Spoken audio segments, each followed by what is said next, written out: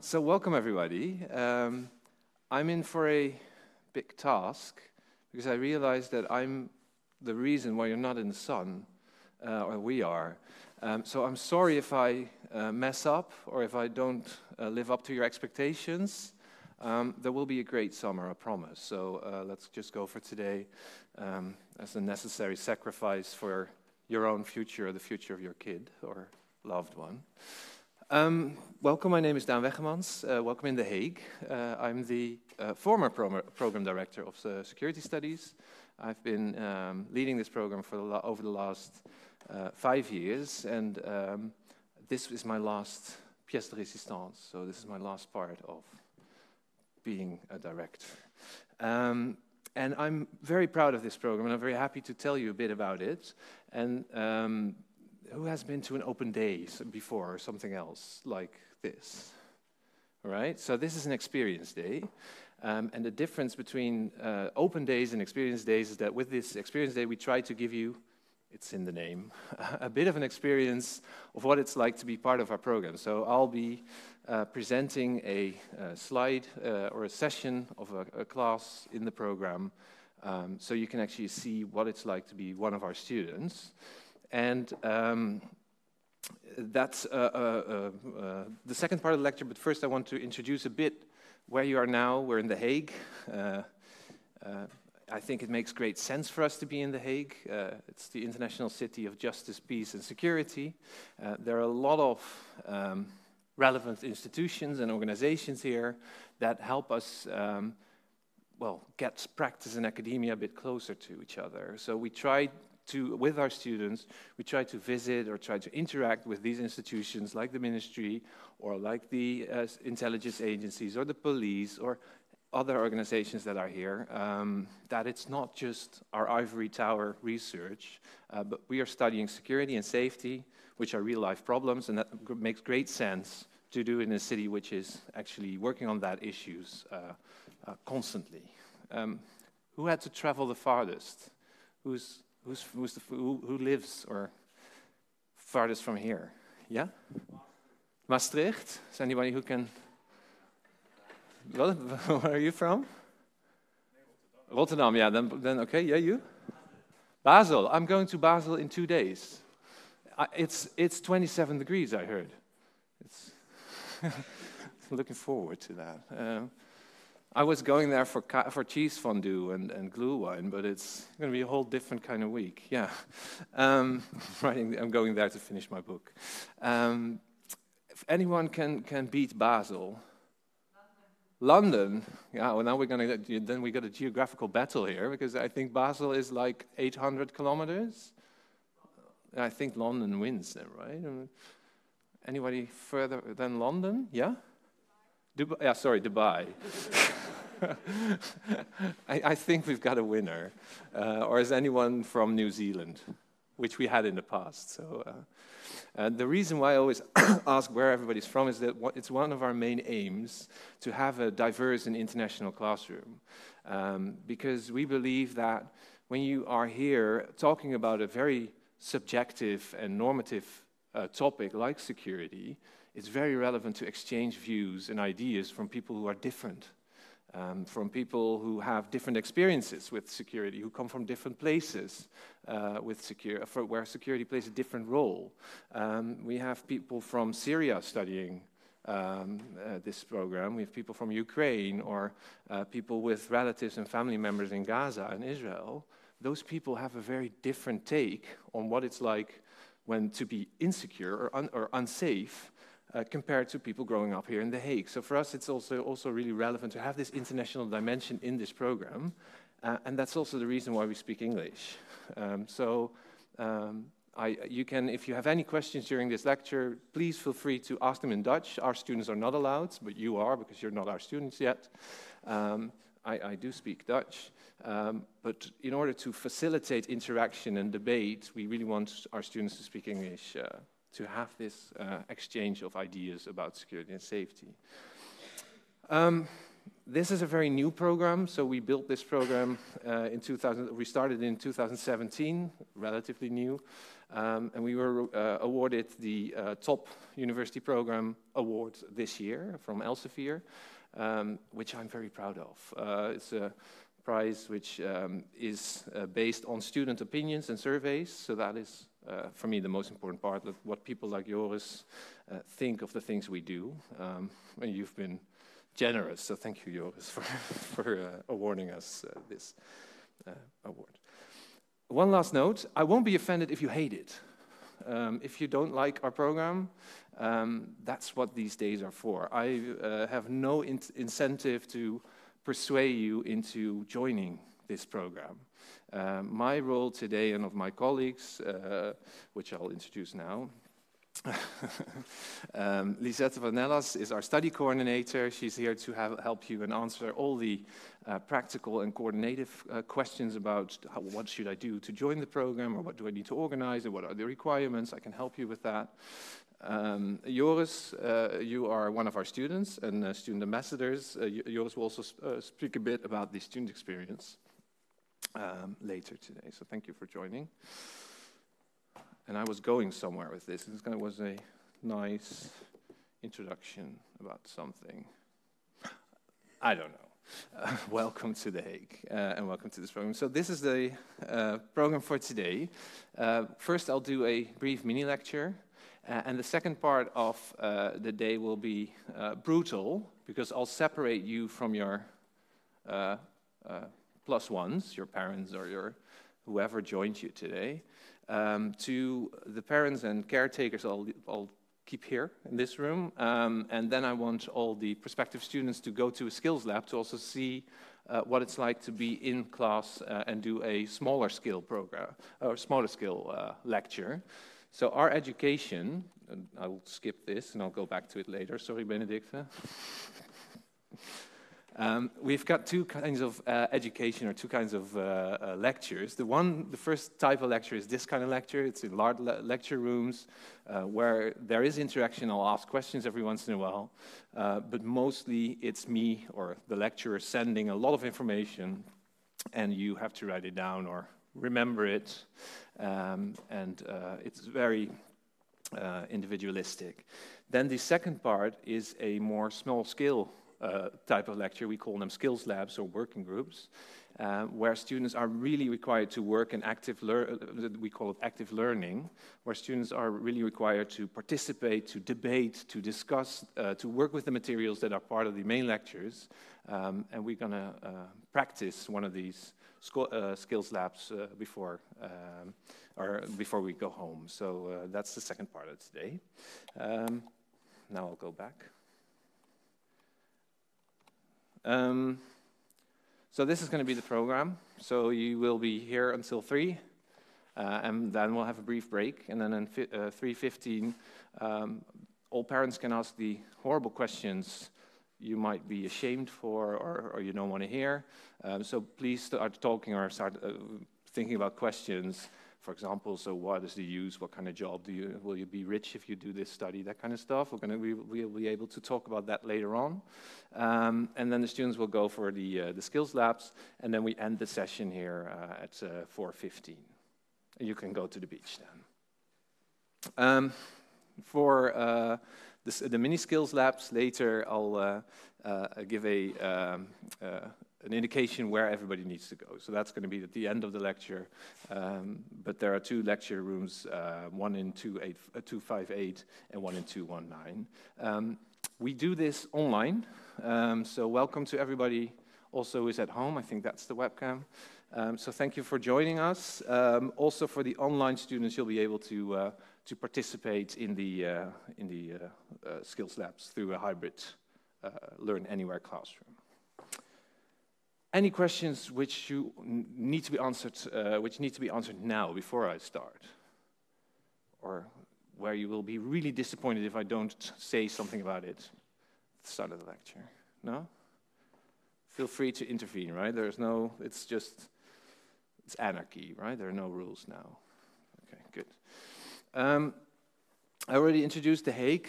Joris, why did you end up in The Hague? Maybe you can tell me a bit about that before I'll go over. No. Just use this one. I'll never know how this works. I always need to call technical people. Yes, and then there it is. So basically, I chose The Hague because this is the only place where this program is given in the Netherlands. Okay, so it's not about The Hague. It's also quite a nice city, I would say. Definitely, like these days when it's quite hot, it's easy to go to the beach. So it's like a 20-minute bike ride, and then you can sit in the sun. So it's quite nice as a place. It's also a larger city with many places to go, many things to do, and many people, so many friends you can make. Who is from The Hague? Who lives in The Hague already? Yeah? Are you happy here, or should we just make a small disclaimer what's not nice about The Hague? I like the place. Yeah? Okay, he likes The Hague. So don't trust us. We've got an expert. I live in The Hague as well. I like The Hague. It's...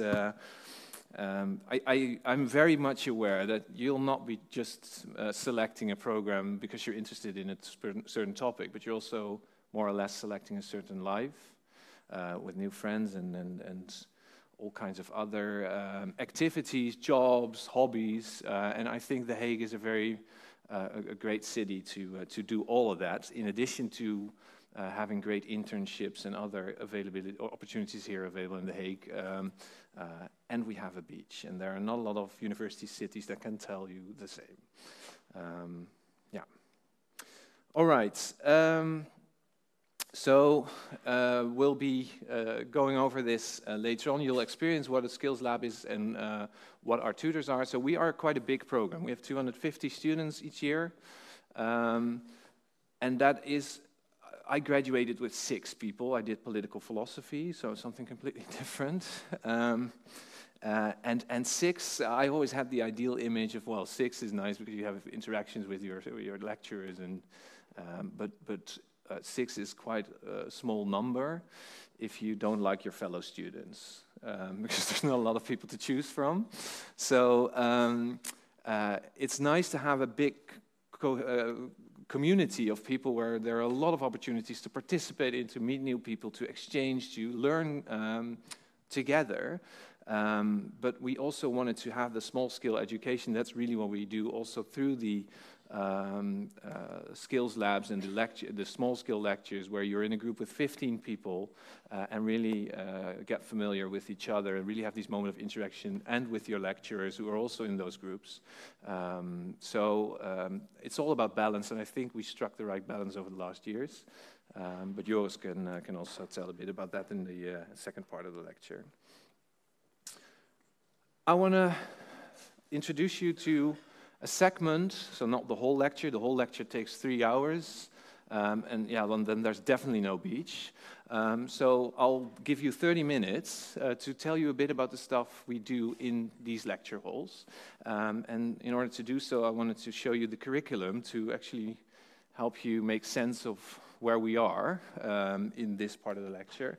So I'll do a segment from the Case Study Syria course. It's a course which is in the second part of the first year, or the second block of the first year.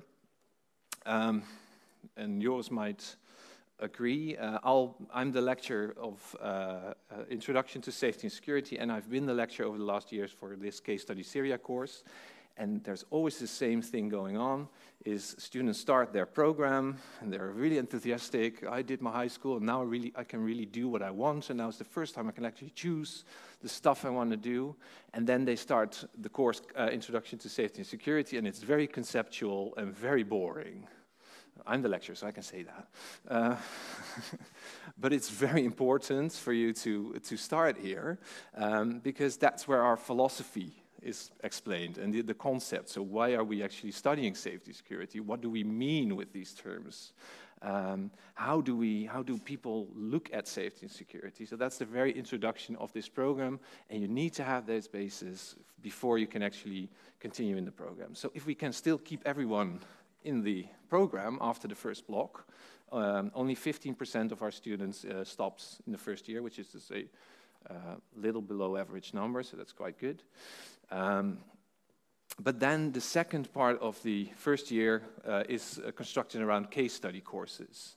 And the idea about case study courses is that we study safety and security from a broad interdisciplinary perspective. So what we say is, if you want to understand safety and security phenomena, you can't just understand it if you look at it from a psychological perspective, or you can't just understand it when you study them from an economical perspective or a legal perspective.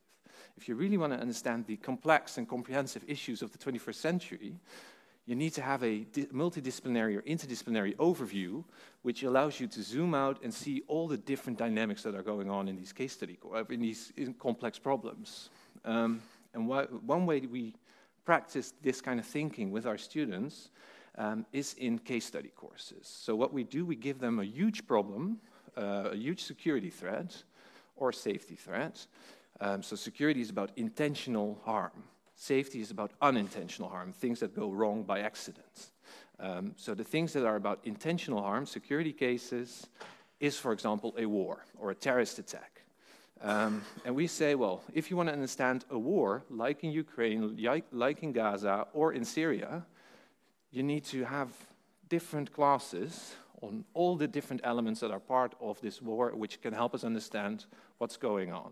So in this case study Syria course, there is a lecture on the economics of the Syrian conflict.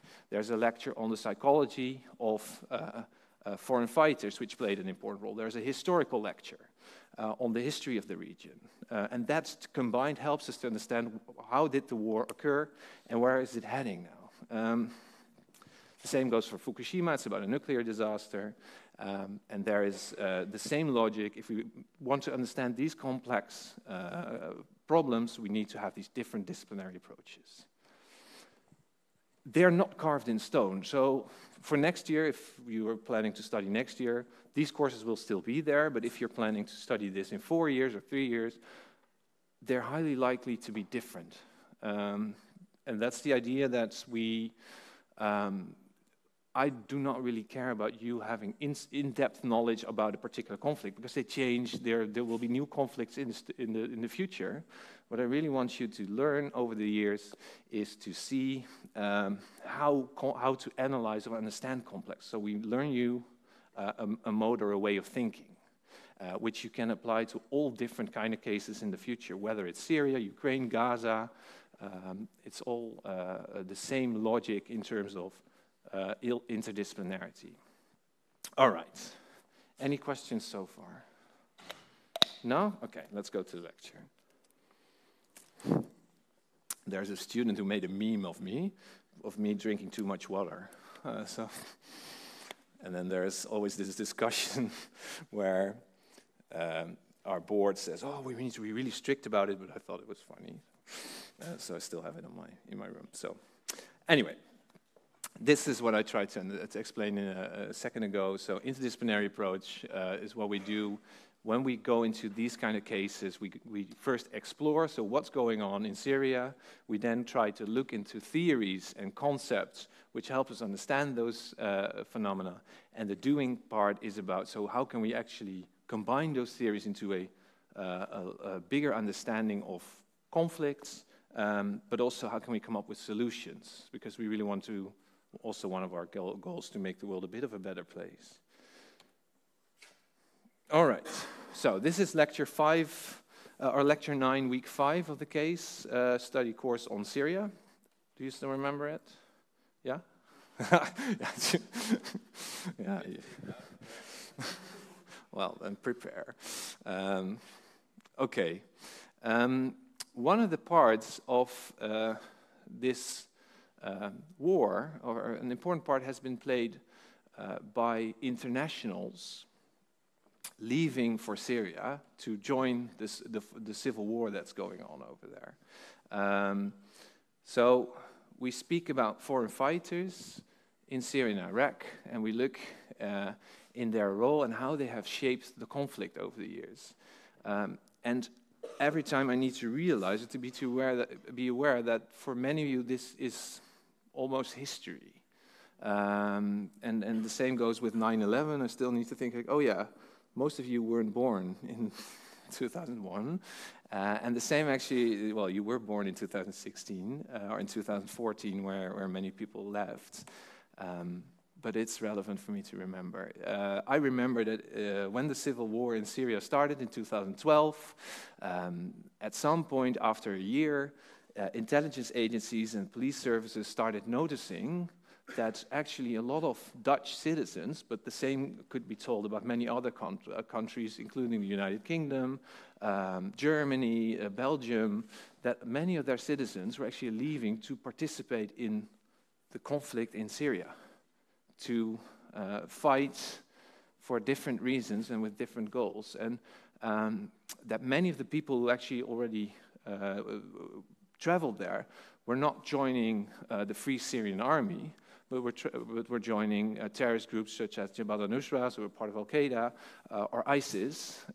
So actually, they were joining a foreign conflict as a fighter, but also joined labeled jihadist groups. The main question was, why did they do that? And also, why? My question to you now might be, so why is this a problem? For us, it might be difficult to understand that somebody wants to join a war and risk their lives, but why did people want to do that? That's the part I will be discussing in the second part of this lecture. My question now is, so why should we actually discuss this? Why do we care? Or why did the government, so these two people are working at the NCTV, Pieter Jaap Abelsberg, the person on the bottom of the pictures, is the National Coordinator for Counterterrorism. And he wrote, and his organization wrote all these reports about foreign fighters leaving for Syria and joining jihadi groups. So why is the government so concerned? What's the reason why they are actually writing all these reports? Just shout, yeah? Yeah, so for when they return. Why? Exactly. So they were worried about the moment they would return, and that they would have gotten experience in building bombs, fighting with weapons and in violent contexts. So they would have gained the skills of warfare. But they would also, the idea was that they also would have been radicalized further and brought violent ideologies back to the Netherlands and might also be inspired to commit terrorist attacks here. So that has been the reason why the Dutch government, and many governments like them, has been very much involved in working on this issue. It's quite a big number. This was a bigger number than we've seen for a long time. Actually, the largest number of foreign fighters from Europe ever. If you Google it, the term foreign fighters, then this is what you, at some point in time, got. And the question is there anything that you find interesting or strikes you, or you might? Sorry? It's one-sided. You've been brilliant so far. Is there anybody who can add something to that? Or what do you mean, maybe? Maybe I'll ask you directly. So why is it one-sided? We only see jihadis. Exactly. So we only see a very specific type of foreign fighter. And that is also what we learned during this program, is that you should be very critical of the information that is coming to you. If you look up the term foreign fighters, then something like this would occur, that foreign fighting is a typically jihadi phenomenon, that it's only something done by people who are inspired by jihadi terrorist organizations and join those groups. And that it's only a thing, or there's one exception, but it's a male thing, all these assumptions, if you become an academic in the field, you should constantly challenge. Is that true? Have we seen this phenomenon before? And then my next question would be, and you'll be muted. No, it's a good sign. So how can we make the jump or make the leap to George Orwell's 1984? Why is this a relevant thing to discuss now in this point of the presentation? Is there a link? We can't get this class be carried by one person, right?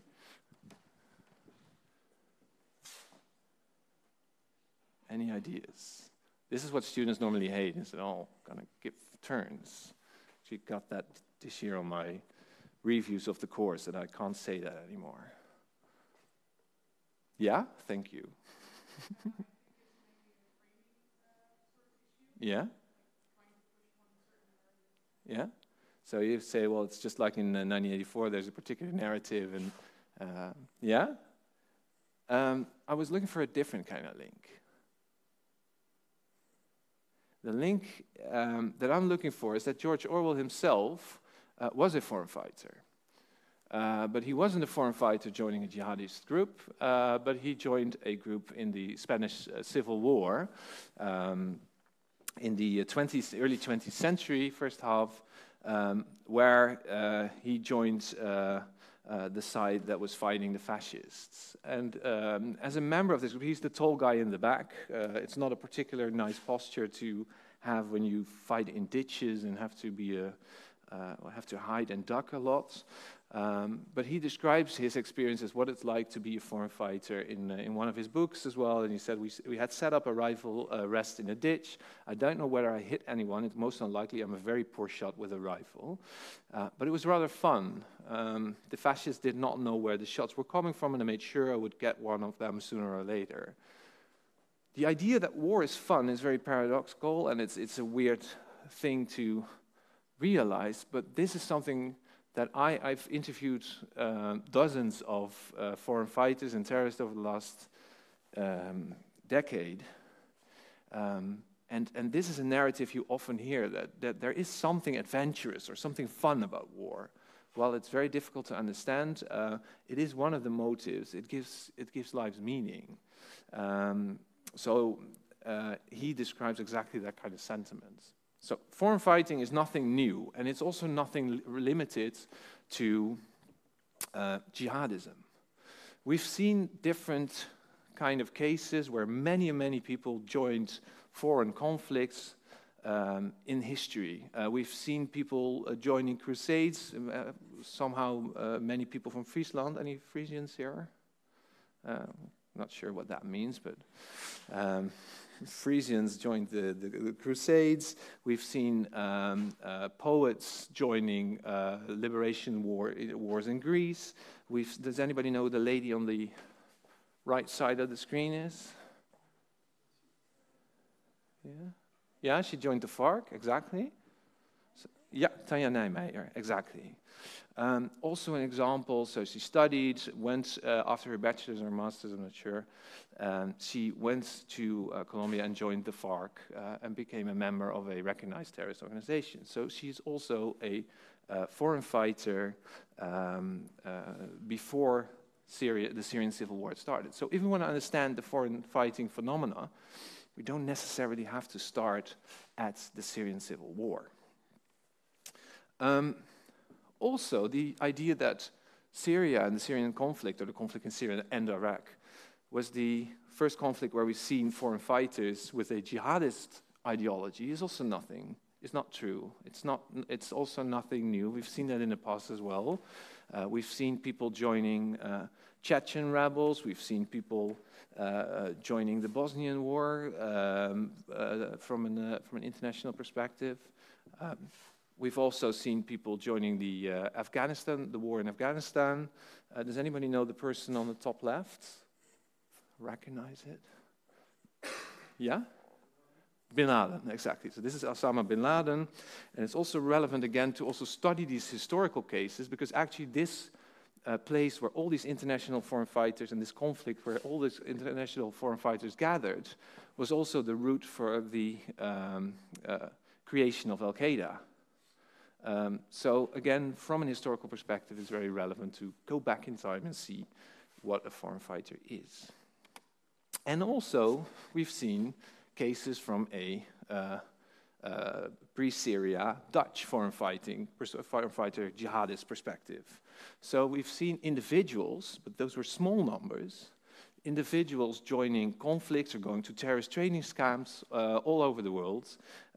This is a picture, well, it's not really a picture, it's just a Google stock image but it relates to the story of the Somalia goers. It's probably a better translation, but group of individuals from The Hague who were actually interested in, well, at least that's what the public prosecutor says, joining a terrorist training camp. The first one allegedly would have been in Chechnya. They were stopped, sent back before actually they could reach the terrorist training camp. Suppose they might have been, the border patrol might have been tipped that they were coming. So they were sent back to the Netherlands. Years later, they were on their way to a supposedly Al-Shabaab training camp in Somalia, also a terrorist organization. But near the border of Kenya, they were also returned to the Netherlands. The public prosecutor wanted to prosecute them for trying to join a terrorist training camp.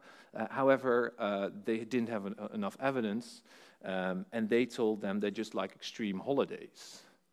And it was sufficient. So they were let off the hook.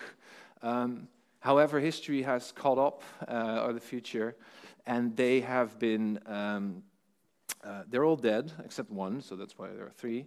Because when the Syrian civil war broke out, they all joined a jihadist group in Syria. So they were actually, it was a confirmation of the idea that they were actually very interested and very radicalized before, and trying to get into joining a jihadist group. But again, these were individual cases, studied in depth by academics, by police and intelligence agencies, but there's not a lot of cases in the Netherlands and in other countries on this scale like we've seen over the last years. So the main question now has become, or became, in 2014, so why so many? What happened in the years or the decades before? We've seen cases with extreme numbers in Spain and in Afghanistan of international foreign fighters, but it has been for decades, there's been low numbers. So what is so special about Syria or about the situation there that people actually in large numbers, relatively large numbers, wanted to join that conflict? What kind of arguments, how can we explain, for example, the peak? Well, I'll give you one. So the first, you see the graph on the bottom right. There's the first peak, and those were exactly people like these Somalia goers who actually went there. They were already trying to go there. They were also, there was a large group who wanted to fight Assad, had this, and there were also in the Netherlands, in the Dutch context, many people actually understood that somebody finally wanted to fight a dictator, a cruel dictator like Assad. So actually they were in the first part, when there was still a lot of things unclear, they were actually quite supported by many people in different layers from Dutch society, saying, well, it's actually good that somebody does something, right? That people are actually standing up against this dictator. Then it became clear that many of them actually had ulterior or other motives, and ended up not just fighting Assad, but actually building a jihadist regime with a lot of other problems. So my question to you is, so why is there a peak in 2014? This is one of the questions I always ask my students. How can we understand what happened then? Or any arguments? Just guesses is fine. Yeah? Yeah?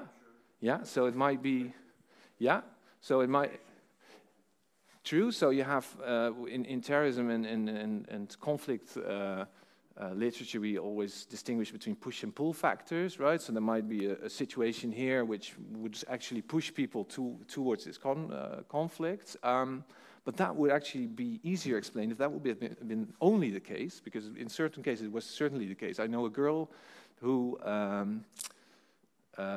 was terribly abused by her father, and it was just she ran away. And this was actually, she met a boy online, and she actually, he was in Syria, that was her way out. But this is an extraordinary case. We've also seen other situations. But if that's the explanation of people fleeing from something or looking for a better future, then you wouldn't have expected these peaks, right? So it would have been much more stable. So why a peak now? What happened in 2014? Sorry? Recruiting, yeah. But then also it might have been a bit more linear, right? Or the strategy, they had a very significant campaign in 2014, but it's true.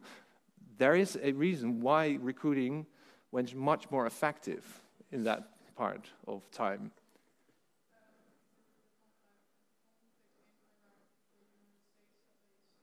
No? But the conflict in Iraq has been, so it's very good that you pointed out, a very important reason, a very important story or narrative, as you already established, for people actually joining this conflict. So it is definitely something we discussed in the course. Yeah? More exposure from the news? Yes, true, but there's a very particular part. What happened in 2014, June 2014, is that the caliphate was established. And that changed the demographics of the people going there. Because the first peak, the people who were going there were actually male fighters. When in 2014 the caliphate was established, it was the first time actually the leader of ISIS, or Islamic State, was actually calling up people from all over the world to actually come and live there. And it opened up the opportunity, not just for male fighters, but also for females, for families, for others to actually go there and not just fight, but build a state. And that has been, in terms of recruitment, a very effective message or a very effective narrative. So it was appealing to many people, actually, to go there. So these kind of exercises we try and do a lot, studying the figures and see, hey, what happened, how can we actually understand this? Second part of the lecture, condensed, is about, so why do people go? And who are these people? One of the tables I show is this one. There has been a lot of scientific study into motives for terrorism engagements, or terrorist involvements. Or motives in radicalization. So the first argument is why people actually want to go or want to join a terrorist group, such as ISIS, might have something to do with a need for meaning. People look for, might have many questions. So who am I? Why should what's my role in society? What should I do? All these kind of big philosophical, abstract questions. They might be actually, the answers they might find in terrorist groups, because the idea, and that's what I will discuss later, is that terrorist groups are very easy to understand what they want. They think in black and white.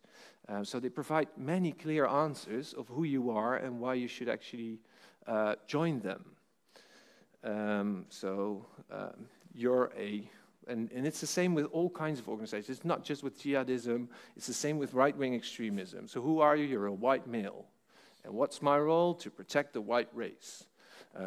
Last year, when I did this example, somebody said, well, you should be very careful in making these kind of explanations because people might think that you're talking about yourself. I'm not talking about myself. It's an example, right? But just to be clear. What's your role? I'm a true believer. I'm a religious person. And what should I do? You should do this and that. Terrorist organizations, like many other organizations, help you answering these questions. So they provide meaning.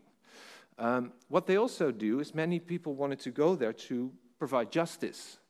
They saw on the news what's going on. They recognized, oftentimes they say, well, I saw a person dying. I saw a footage on the internet, and I recognized my son or I recognized my mother, and this is the moment I really knew I wanted to do something. So I'll go there and join the conflict, or I'll join this particular organization actually who fights this kind of injustice. What you can actually have these two dimensions, where they find their answers is in the idea of ideology. So what is ideology? My question is to you. What is an ideology? Or what does an ideology do?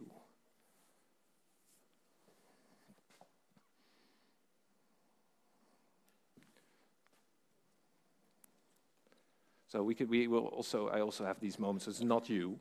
It's also when we're teaching the big lecture, we'll have 500 students, the same silence. So don't worry. So an ideology does three things. So an ideology is a belief system, and they provide answers or help you in three ways. They give you an explanation of the situation you're in now. So they tell you a bit about, so this is going on, this is your life, this is what's wrong with the world. They actually also tell you, or they provide you with an image where we can go. So the world could be peaceful, or the world could be better, or everybody could be equal, or we could all live in peace. We can move beyond repression. So it gives you a picture of the future. And the great thing about ideologies is that they also tell you a bit about how you get from A to B. So they give you a perspective of what do you need to do in order from getting to the current situation to the wanted situation in the future. So an ideology provides all of that. And that's the same with any kind of ideology, but especially also for terrorist ideologies, is that they are very easy to understand. The world is unfair, the future could be better, and we need to use violence as a means to actually establish that. Right, so ideology might be a reason why people are drawn into terrorist groups. Then there is a very easy other kind of explanation, and it has to do with social ties. So we are social creatures, and the reasons why we join organizations is because we might be familiar with people who are already in there, or we trust, or we like, or we fall in love with someone within an organization. I know quite a couple of people who joined as brothers, biological brothers, or they're complete friend groups. Anybody from Delft? So there's a group of I think like 6 or 7 individuals who were all just part of the same friend group, football team, who went there and joined the conflict. So social ties are very important. If we want to understand radicalization, then looking at social relationships between people is a very important way, and actually much stronger than any of the other domains I would suggest. And then sometimes there are also very practical reasons or personal reasons why people want to join a terrorist group. And it might have to do with feelings of,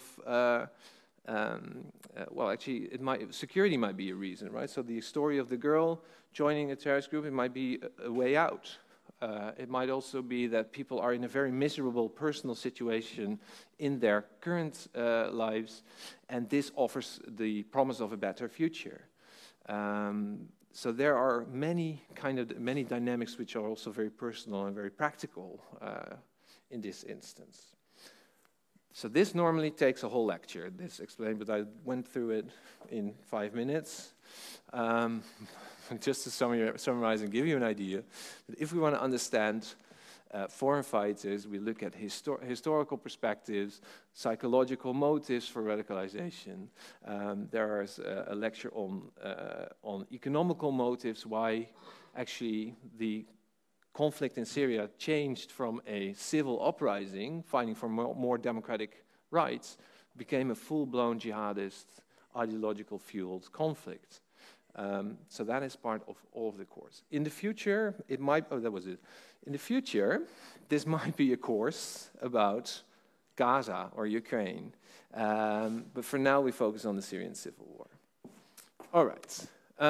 So that's a short introduction, and I'll give the floor to Joris, who provides you a bit about what it's like to actually be here. Go ahead. Yeah, so welcome everybody. My name is Joris. I'm 21 years old, and I'm a second-year student here at this university. So my own experience as a student is quite nice. As I mentioned, we're near a beach. So every week you have about 12 hours of classes, and the rest is self-study.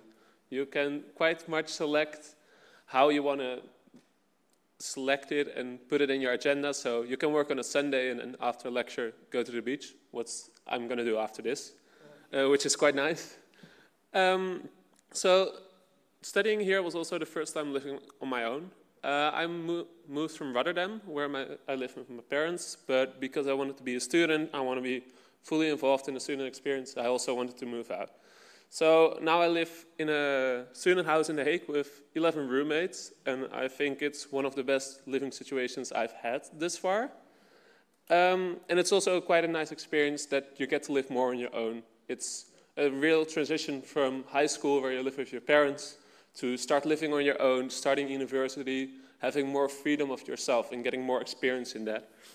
And with that also become new friends. As Dan already mentioned, sometimes you're in here with about 300 students.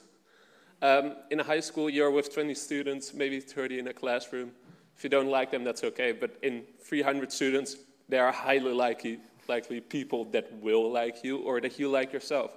So that's also a great part about this program, that it's so big. You can always find people. Maybe if you feel a bit out of home, you feel like, for example, I had a French girl that really missed France. There were other French people that you can talk to. It's a really great mix that you can always find somebody for you. I'm also quite active in the Leiden Model United Nations Foundation.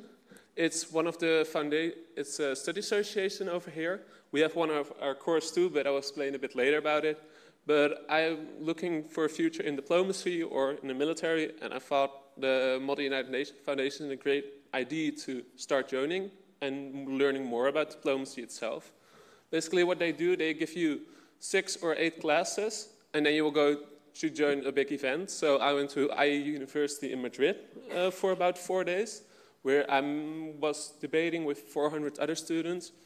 And those experiences can also really enrich your life as a student itself and prepare you for the future. It's also a bit about why I chose security studies. I didn't want to join the military first, only I failed my selection process, so I had to look for something else. Yeah. So then I was looking, okay, what am I really interested in? And I was always really interested in the idea of safety or security issues. I was, for example, in the Juvenile Fire Brigade in the Netherlands, but also in the Lifesavers Brigade earlier in my life. So I was like, okay, security studies, how does it look? And it's quite nice. It's quite a broad program in a sense. Yeah, we do only look at security studies.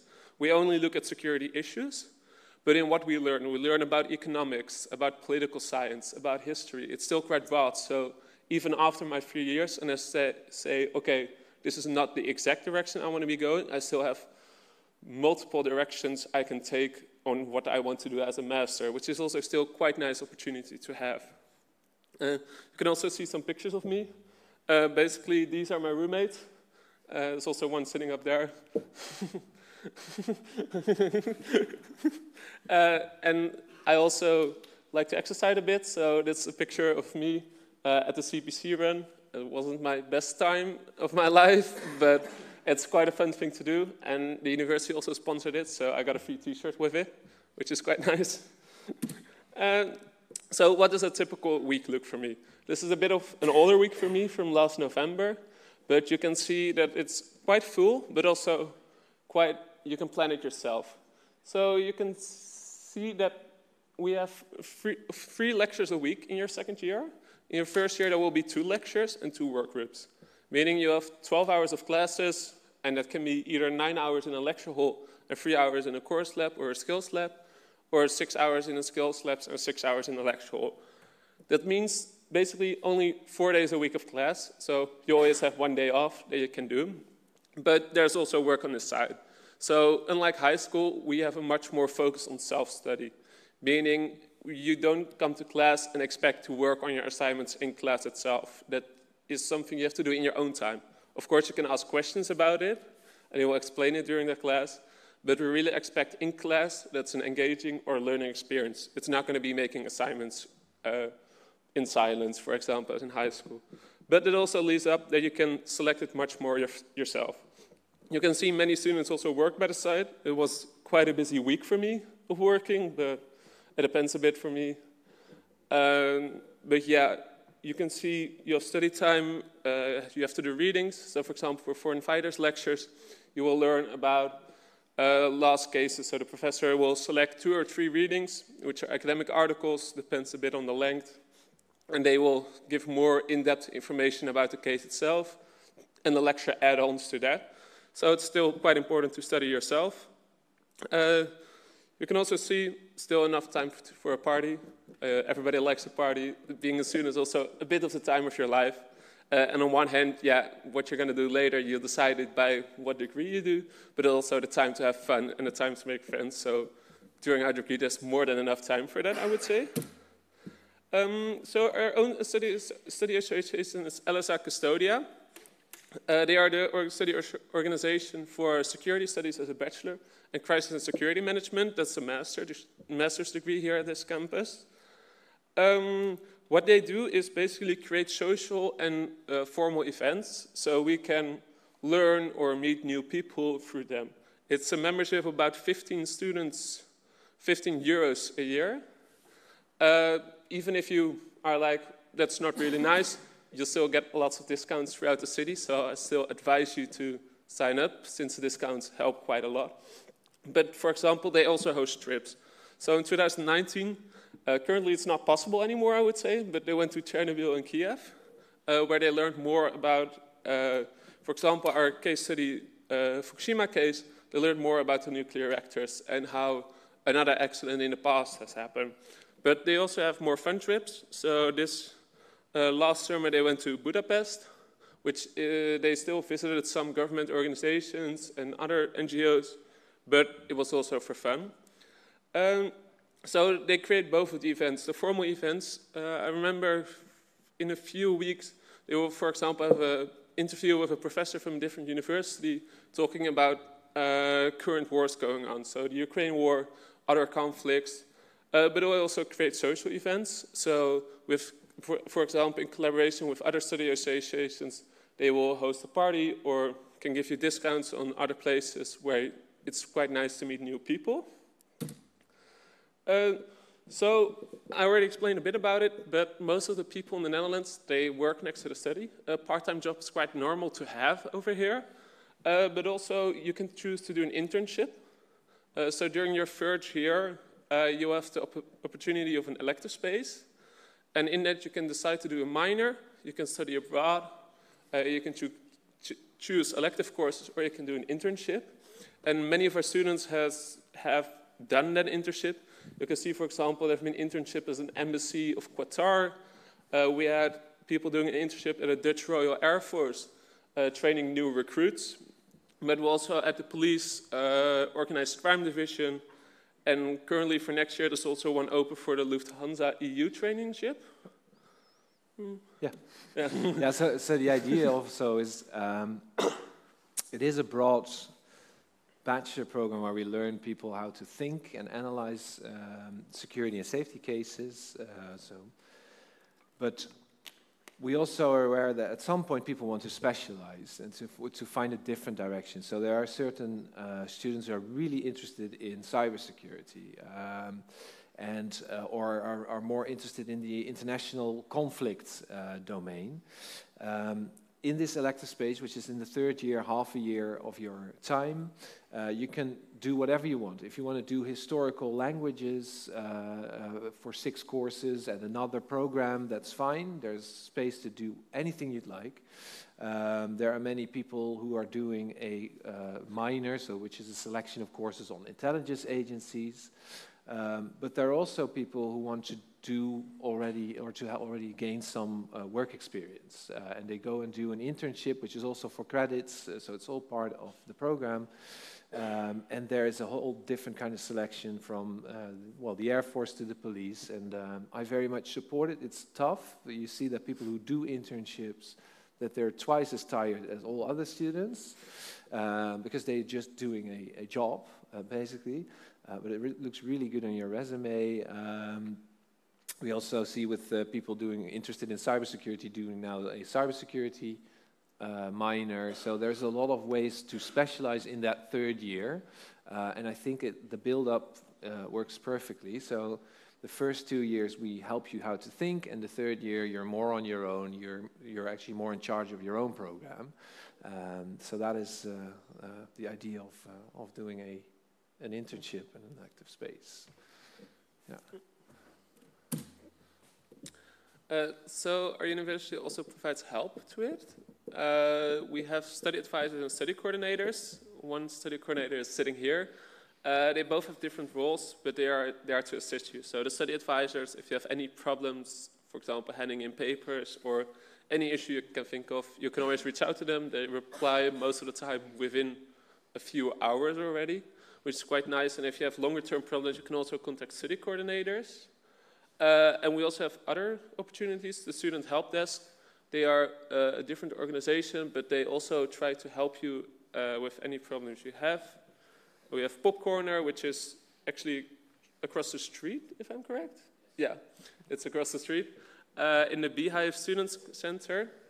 And they create fun activities, but also do workshops, for example, on how to study yourself, how to make plannings, any more student-related, not study activity you can think of, in a sense. I don't know if that's framed very correct. But Well, why we always use this slide is also to show that we're very aware of the pressure that is on students these days. And it's very different than when I graduated with 6 people, and where with political philosophy, everybody already expected you to be unemployed.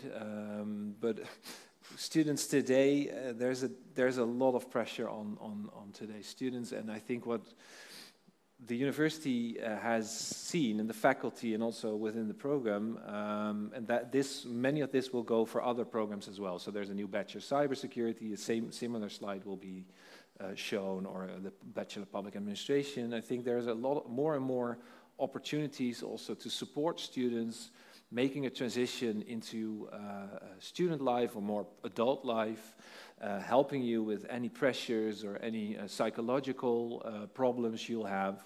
And I think it's a great thing because it is, well, I like when students are graduating with good grades, but I'm perfectly fine when they're, and that's also something I completely try and emphasize every time, to say that it's also okay not to be the star of your class, but just to learn and to invest in yourself. It's not the most economical argument or narrative, but there's already so much expected from young people in modern societies that we actually constantly remind ourselves, and also by showing these pictures, that it's also okay to find help if necessary, right? Yeah. Yeah, and next to that, in the Beehive itself, so it's the same building as Pop Corner, you also have a gym that's quite cheap. So if you want a cheap alternative to the more bigger chains in the Netherlands, you have a good chance here. I heard you could also take dance classes, so there's also a wide variety of things you can do in there. I'd say I can, but I'm not sure how others look at it. I just have the feeling I can dance myself.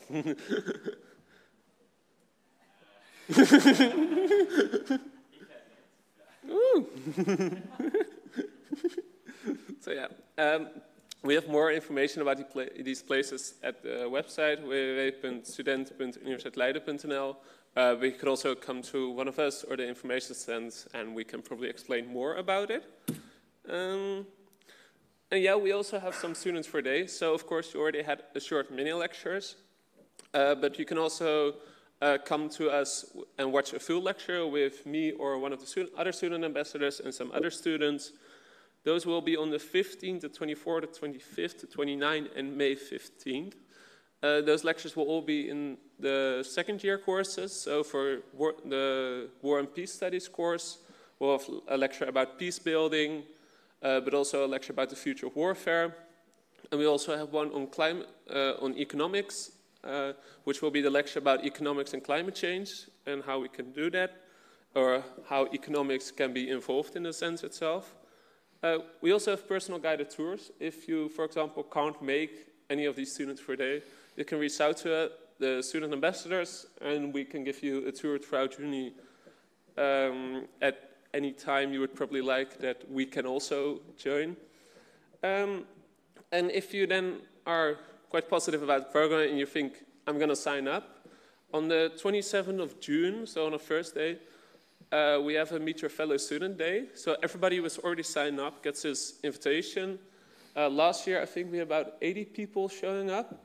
And it's a great opportunity to already meet new people. Definitely for your first day of the lecture hall, if you're new and you walk in all by yourself in a 300-person lecture hall, that can be quite intimidating.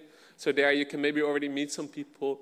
So you have somebody to sit with at the lecture hall or somebody to join in on, which is quite a nice experience. We also give a great tour about intelligence places in the Netherlands. So in The Hague itself, so you'll see a bit about the city and some fun facts along the way. And for more information on the registration, you can follow the link, or it's not a link, but go to leidenuniversity.nl and click on security studies, and they will have more explanations of it. For questions about the program, you can send it to a couple of email addresses. You can send it to securitystudies.info@fdga, then you will probably reach her. If you do it to the student ambassador account, you will either reach me, Marcia, or Emma, two of the other student ambassadors. If you want to sign up for a Student for a Day event, you can do that on the website. But you can also, if you have a quick question, you can chat with a student on the website. So when you go to universiteitleiden.nl and go to security studies, like right underneath there will be a pop-up that you can talk to a student and you can quickly ask them questions if you would like that. Yeah, then... Yeah, so there are no specific requirements beyond your VWO or an equivalent of that diploma. You can also join us with the University of Applied Sciences, Hogeschool Propenduizen, or another programs, Propenduizen. And for non-Dutch diplomas, there is a requirement that you need to prove that your English is in order. But that is also something, well, Lisette can, through email, help you or assist you with that. If you're a native English speaker, obviously that's not the case. But that's something Lisette is there to assist. One thing is we have a mandatory matching module. And it's our final way of trying to show you in the most honest way as possible. So the Student for a Day experience, it's something you just join in a program or a class or a lecture. There's no styling or stylished presentation from a lecture. It's the real stuff. And the same is more or less applicable to the online matching module. You have to do an assignment. You have to watch a video clip. So to show what the program is like, what studying it with us is like, so you really know what you get yourself into, and you get an advice based on the assignment you do, whether or not we would recommend you joining this program. It's non-binding, so if you get an orange advice saying, oh, you might want to reconsider joining the program, and you say, no, I don't want to reconsider, it's fine. You can still join, but it's something also as a final moment of informing you about the program, so you really know what to get, what you're getting started here. Yeah. All right. So thank you for joining us. Now we have probably everybody will go to yes.